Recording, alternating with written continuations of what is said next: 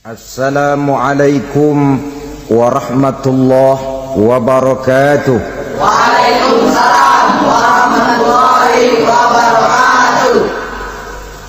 Alhamdulillah wassalatu wassalamu ala sayyidina Rasulillah sayyidina wa maulana Muhammad ibn Abdullah wa ala alihi wa sahbihi wa mawalah. La haula wa la quwwata illa billah, amma ba'du. Bapak-bapak, ibu-ibu, saudara-saudara kaum muslimin rahimakumullah. Saya ingin menyampaikan satu hadis di mana Rasulullah sallallahu alaihi wasallam pernah memberikan contoh yang indah. Beliau bersabda, "Ad-dunya bustanun wa tazayyanat bi khamsati asya." Dunia ibarat kebun yang luas. Indonesia ini kebun yang luas yang dihiasi dengan 5 macam perhiasan. Dengan adanya 5 macam perhiasan ini, menjadilah dunia kebun yang indah untuk dinikmati, lingkungan yang nyaman untuk ditinggali.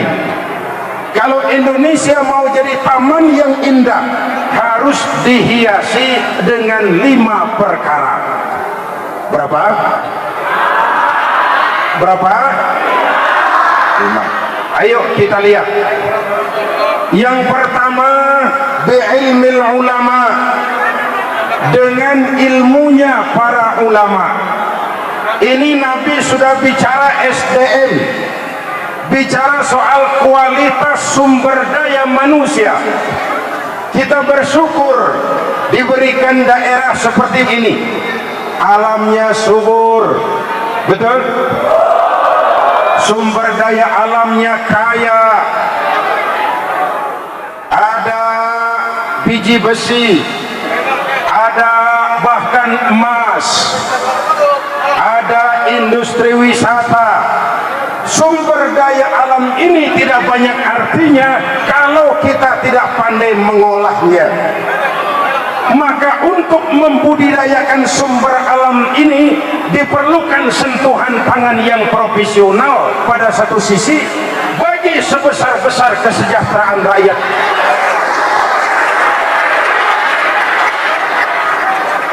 Tapi pada sisi lain harus tetap menjaga kelestarian lingkungan hidup. Kalau hutan ditebangi sembarangan, kalau bukit digunduli sembarangan, akan terjadi kerusakan lingkungan hidup. Kalau lingkungan hidup rusak, yang akan menanggung resikonya adalah manusia juga. Timbul tanah longsor, timbul banjir, timbul gempa bumi, dan berbagai macam bencana lainnya. Ya ilmu dunia, ya ilmu akhirat. Karena Nabi mengajarkan, man arada dunya fa alaihi bil ilmi, wa man arada al akhirata fa alaihi bil ilmi, wa man aradahuma fa alaihi bil ilmi. Siapa yang kepingin meraih dunia harus dengan ilmunya.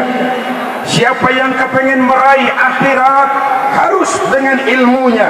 Siapa yang kepingin meraih dunia dan akhirat juga harus dengan ilmunya.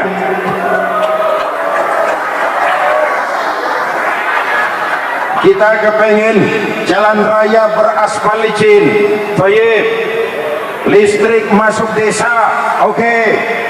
Perumahan dan air teratur, ya, tapi tanpa harus menggeser, apalagi menggusur nilai-nilai agama yang kita pegang dengan teguh ini.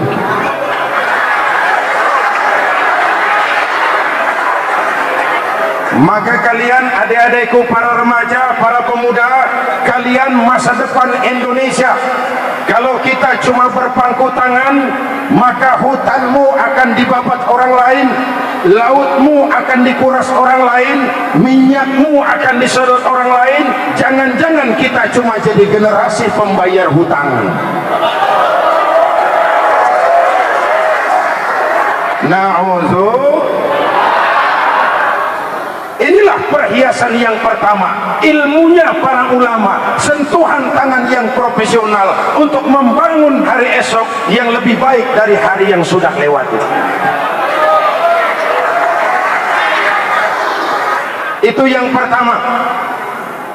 Kalau kita mau membangun yang lebih baik, modal utamanya adalah mempersiapkan kualitas sumber daya manusia, sentuhan tangan-tangan yang profesional untuk membudidayakan alam bagi sebesar-besar kesejahteraan rakyat dengan tetap menjaga kelestarian alam.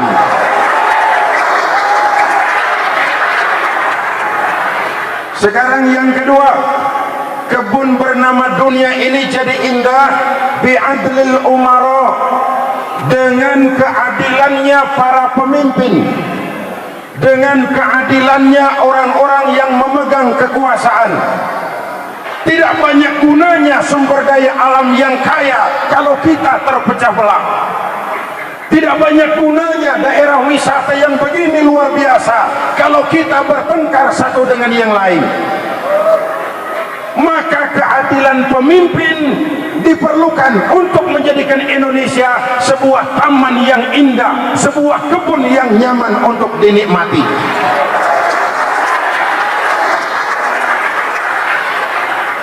Pemimpin yang mau kerja keras, pemimpin yang tidak menganggap jabatan itu properti. Karena yang celaka sekarang ini zaman ayeuna teh, boleh pakai teh, apa yang dinamakan money politik, politik uang, seakan-akan segalanya bisa diatur dengan uang. Ini yang membodohi rakyat.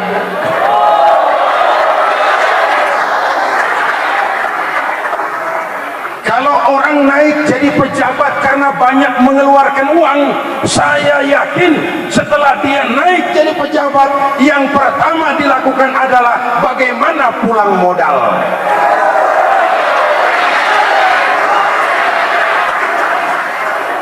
Kalau sudah urusan rakyat, nomor 18. Kalau sudah soal keadilan, nomor 19. Yang penting pulang modal.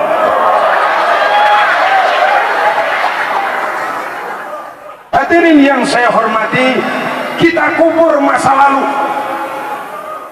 kita bangun hari esok yang lebih baik, yang berdiri di atas tatanan dan semangat kebersamaan, tatanan dan semangat demokrasi.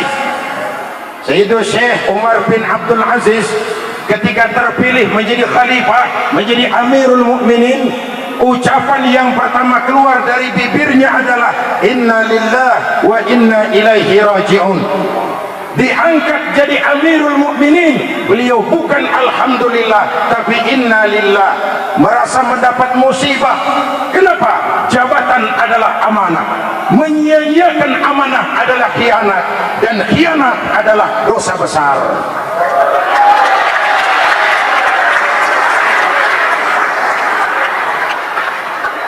Ini contoh saja, pagi hari beliau dilantik, malam beliau pesta. Pesta apa? Pesta air mata. Di mana? Di mihrab di masjid. Tahajud, nangis kepada Allah. Selesai tahajud, dihampiri oleh istrinya. Bang, iya, abang kan pemimpin sekarang. Iya.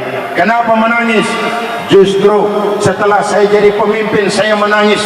Saya mohon pertolongan Allah, karena setelah jadi pemimpin saya khawatir kalau saya zalim kepada rakyat. Saya takut kalau saya tidak sanggup menyampaikan amanah, maka saya nangis mohon pertolongan Allah. Takut berlaku tidak adil. Maka kita mendambakan keadilan, kita merindukan semangat kebersamaan. Oleh karena itu, perhiasan kebun yang kedua bernama pemimpin yang adil. Yang ketiga, wa amanatit tujjar, kejujuran para pengusaha, kejujuran para pelaku ekonomi. Tidak ada lagi yang namanya monopoli. Kekayaan daerah sebagian besar harus dimanfaatkan untuk membangun daerah itu sendiri.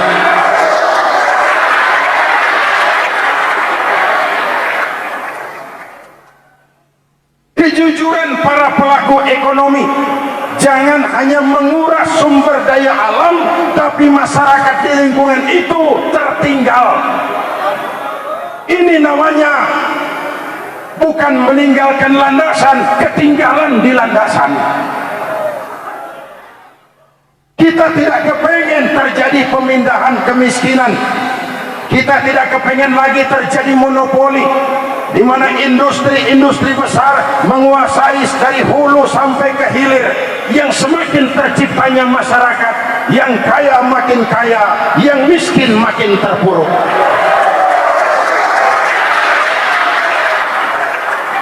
Kejujuran para pelaku ekonomi. Dahulu kita dihadapkan kepada dua pilihan: memeratakan pertumbuhan ekonomi dengan catatan pertumbuhan ekonomi kita akan lamban, atau memberikan kesempatan kepada kelompok tertentu untuk jadi besar dengan harapan nanti yang besar akan membagi kue kepada yang kecil-kecil. Diambillah pilihan kedua.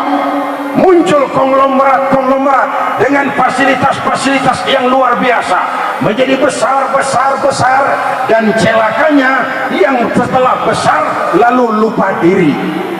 Boro-boro membagi kue kepada yang kecil, malah bikin bangkrut negara dengan hutang-hutangnya.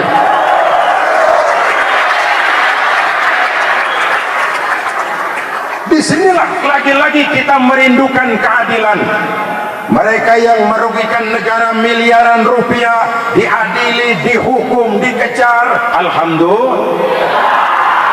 Tapi kita juga menunggu kapan yang membobol negara triliunan rupiah itu mulai berhadapan dengan pengadilan.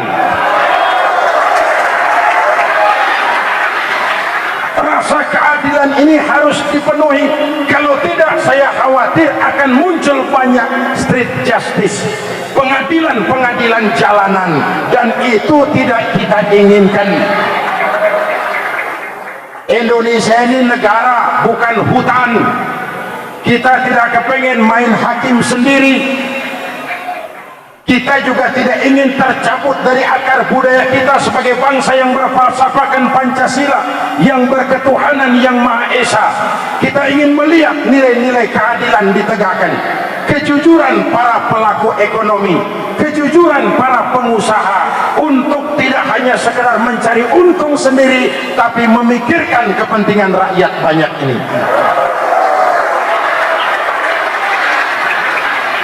Oleh karenanya, jangan jadi penonton di lapangan sendiri.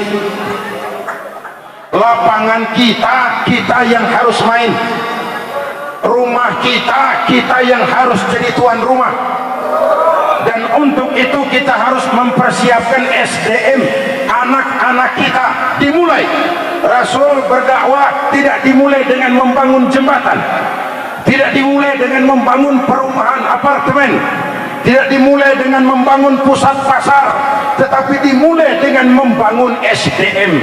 13 tahun beliau berjuang di Mekah cuma untuk menanamkan la ilaha illallah Muhammadur Rasulullah, membangun manusianya.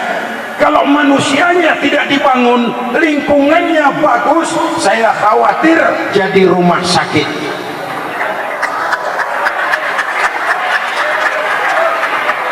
Tahu rumah sakit bagus apa tidak? Bagus. Mewah apa tidak? Mewah. Bersih apa tidak? Mahal apa tidak? Mahal. Apa isinya? Tidak lebih daripada orang-orang sakit. Saudara-saudara hadirin yang saya cintai, di mana-mana di dunia ini kemajuan sering membawa pergeseran nilai. Masyarakat serba ada gampang mengarah menjadi masyarakat serba boleh. Affluent society sering meluncur menjadi permissive society. Masyarakat serba ada cenderung meluncur menjadi masyarakat yang serba boleh. Coba kita lihat, di sini berdiri industri-industri besar, betul? Masuk tenaga kerja asing dengan segala budayanya. Ada perusahaan-perusahaan besar yang tenaga kerjanya sebagian besar adalah perempuan. Shift kerjanya kadang-kadang malam. Sementara turis mancanegara masuk ke daerah kita, mereka kepengen menikmati Carita, menikmati Florida dan lain sebagainya. Mereka masuk dengan segala budayanya, betul?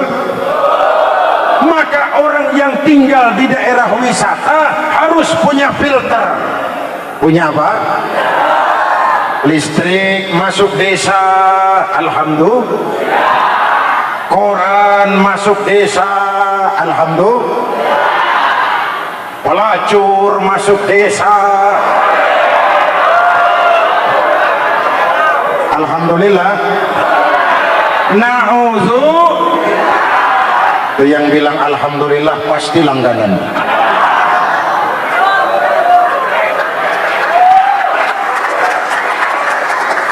Harus ada filter, dan filter yang paling ampuh itu tidak lain adalah nilai-nilai keimanan. Jadi faktor ketiga, jujurnya para pelaku ekonomi, punya komitmen yang tinggi. Kita ambil pelajaran. Saya sangat sedih, di Riau ada satu kecamatan namanya Kecamatan Duri. Itu penghasil minyak terbesar di Indonesia. Tapi Kecamatan Duri termasuk salah satu kecamatan termiskin di Indonesia. Ini kan menyedihkan, memberikan devisa yang banyak kepada negara tapi ketinggalan di bawah landasan. Kita tidak kepengen ini terulang kembali.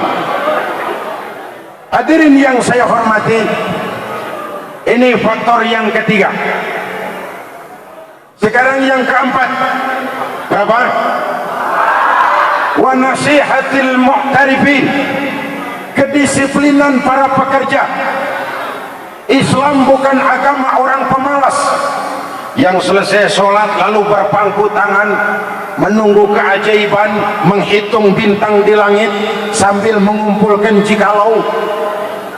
Orang sudah kemana-mana, kita masih menghitung jikalau, andai kata, umpama misalnya.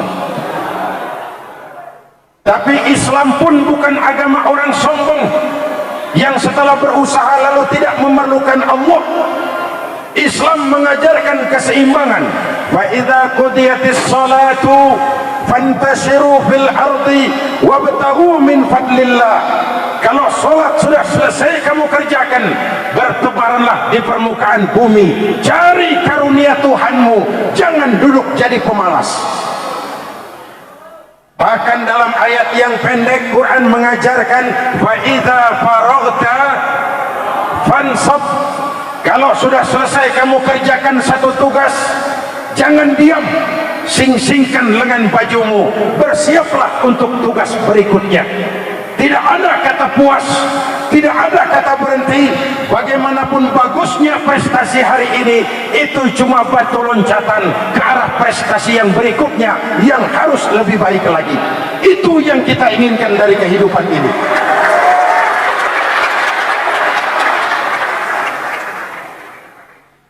Hadirin yang saya hormati, begitulah kita setelah reformasi ini. Zaman setelah reformasi, zaman cuci piring, zaman peras keringat, zaman banting tulang. Karena itu kita sakit perut. Kalau masih ada pejabat-pejabat yang sepertinya masih mau pesta, pesta sudah selesai.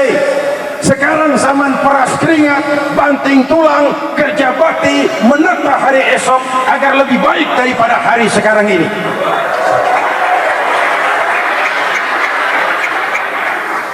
Kita harus membuktikan kita punya sumber daya alam dan kita mampu mengelolanya dengan tetap menjaga kelestarian lingkungan. Kita mampu melahirkan pemimpin-pemimpin yang adil pada satu sisi, dan pada sisi lain tetap menjaga persatuan, kesatuan, kerukunan dan kekompakan. Soal kaos boleh berbeda, soal jaket boleh tidak sama, tapi kita harus tetap mencari persamaan dan bukan memperbesar perbedaan.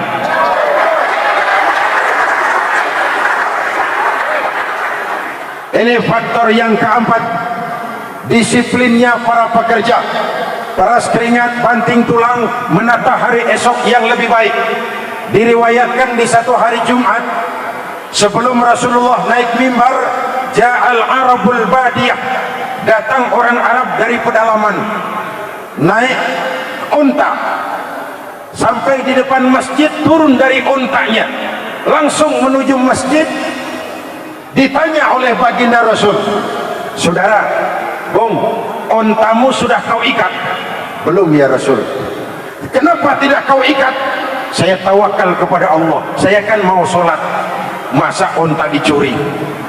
Rasulullah tersenyum, lalu beliau berkata, Bung, keluar dulu sebentar dari masjid, ikat ontamu baik-baik, masuk lagi ke sini, baru tawakal. Alangkah indahnya agama kita. Kalau unta sudah diikat baik-baik masih hilang juga, tawakalnya tidak salah. Tapi kalau unta tidak diikat lalu hilang kemudian tawakal, tawakalnya salah. Kerja keras, peras keringat, banting tulang, baru berserah diri kepada Allah Subhanahu. Inilah hakikat agama. Bekerjalah buat duniamu seolah kau akan hidup selamanya. Bekerjalah buat akhiratmu seolah kau akan mati besok. Yang kelima, perhiasan dunia ini wa ibadatil ubad, ibadahnya orang-orang yang melaksanakan ibadah kepada Allah. Amalan yang terbaik bagi setiap orang berbeda menurut profesinya masing-masing. Ada orang itu yang disebut alim, pekerjaannya yang paling baik adalah ngajar. Ada orang yang disebut wali, petugas pemerintah, aparat, pejabat, tugasnya ibadahnya yang paling baik melayani masyarakat. Ada orang itu yang disebut dai, pekerjaannya yang paling baik memberikan dakwah. Ada orang yang disebut abid, pekerjaannya yang paling baik adalah sujud memohon pertolongan Allah. Hadirin yang saya hormati, kita memerlukan semuanya.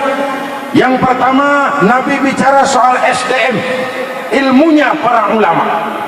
Yang kedua, Nabi bicara soal keadilan dan pembangunan sendi-sendi kehidupan berdemokrasi, pemimpin yang adil.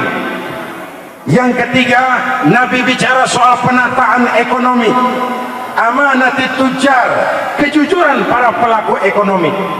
Yang keempat, Nabi bicara soal kerja keras, peras keringat dan banting tulang dari kita rakyat. Dan yang kelima, Nabi bicara soal sandaran vertikal kepada Allah. Bekerjalah sebagaimana harusnya, berusahalah sebagaimana mestinya, tapi jangan lupa minta tolong kepada Allah Subhanahu wa ta'ala. Saya ingin mengajak kita semua membaca Fatihah. Al-Fatihah. A'udzubillahi minasyaitonir rajim. Bismillahirrahmanirrahim. Alhamdulillahi rabbil alamin. Ar-Rahmanir Rahim. Maliki yaumiddin. Iyyaka na'budu wa iyyaka nasta'in. Ihdinas siratal mustaqim.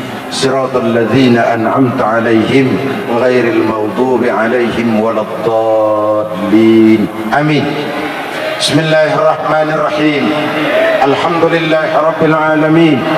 Allahumma salli wa sallim wa barik ala sayyidina Muhammadin wa ala alihi wa sahbihi ajma'in. Allahumma ij'al jam'ana hadha jam'an marhuma wa tafarruqana min ba'dihi tafarruqan ma'suma. Allahumma ij'al jam'ana hadha jam'an mashkura wa tafarruqana min ba'dihi tafarruqan maghfura. Allahumma rabbana taqabbal minna salatana wa siyamana wa qiyamana wa taqashshu'ana wa ta'abbudana wa tammim taqsirana bi rahmatika ya arhamar rahimin. Allahumma ij'alna minas su'ada'il maqbulin wa la taj'alna minal ashqiya'il mardudin. Ya Allah, dengan sepenuh perasaan dan pengharapan kami bermohon kehadirat-Mu.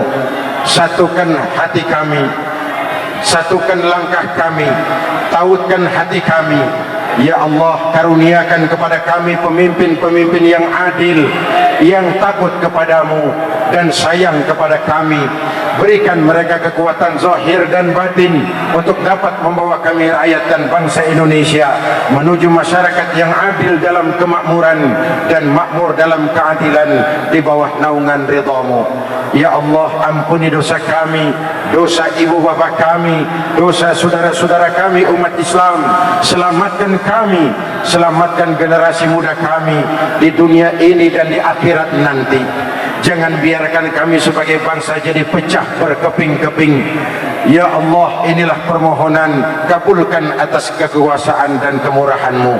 Afdalu ma qultuhu ana wan nabiyuna min qabli, kalimatu haqqin 'alaiha nahya wa 'alaiha namut wa 'alaiha nub'atsu insyaallah minal aminin minal aminin minal aminin برحمتك يا أرحم الراحمين.